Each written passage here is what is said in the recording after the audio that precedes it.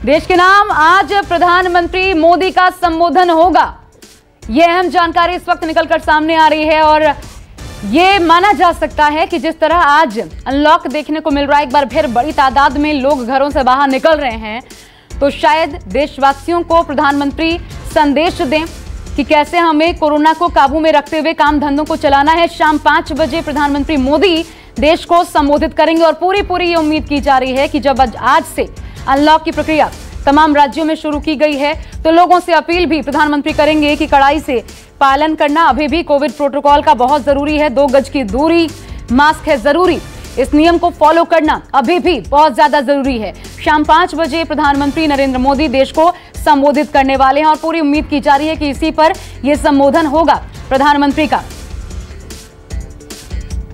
क्योंकि अब पूरी तरीके से जिम्मेदारी आम लोगों पर आ जाती है, अपने कंधों पर आ जाती है। हम सेकेंड वेव में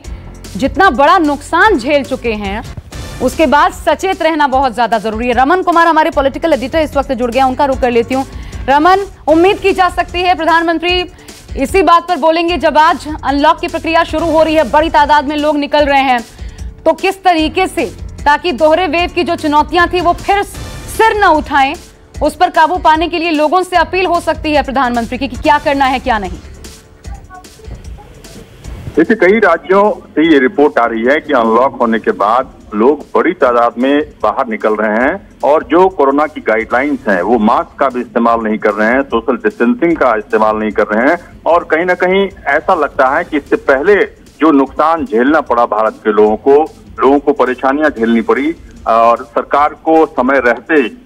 ये बड़ी जिम्मेदारी है कि लोगों को ये बात पता है कि जो इस परिस्थितियों का सामना पूरे देश ने किया, जिस तरीके से कई लोगों की मौत हुई, कई लोग हमसे अलग हो गए, जुदा हो गए, उनका निधन हो गया, उस परिस्थिति को ध्यान में रखकर अभी भी परहेज करने की जरूरत है। और प्रधानमंत्री के स्तर से पूरे देश के नाम संबोधन में ये चिंता प्रधानमंत्री की है कि जिस तरीके से लगातार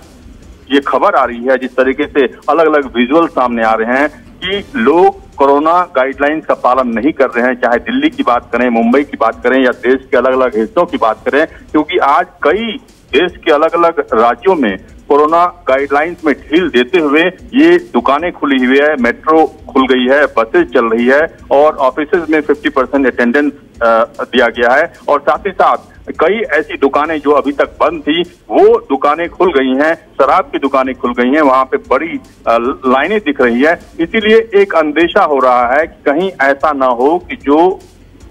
ढिलाई दी गई, जो छूट दी गई, उसके चलते लोगों को फिर से परेशानी हो, क्योंकि अभी भी ये कहा जा रहा है कि जो कोरोना का पहला वेव था उससे खतरनाक दूसरा वेव हमारे सामने था और अभी ये भी डॉक्टर की तरफ से और जो एक्सपर्ट हैं वो ये कह रहे हैं कि तीसरा वेव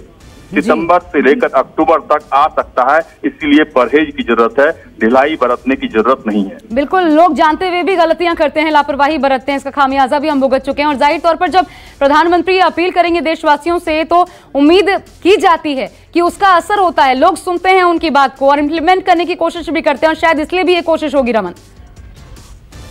देखिए, इससे पहले आपने देखा था कि प्रधानमंत्री ने लोगों को सचेत करते हुए, लोगों को जागरूक करते हुए कहा था कि इस तारीख को इतने बजे हम टॉर्च जलाएंगे, मोबाइल टॉर्च जलाएंगे या थाली बजाएंगे, ताकि लोगों को इस बात का एहसास हो कि किस तरीके से कितनी खतरनाक बीमारी है ये, कितनी खतरनाक तौर पर लोगों को इसका नुकसान झेलना पड़ सकता है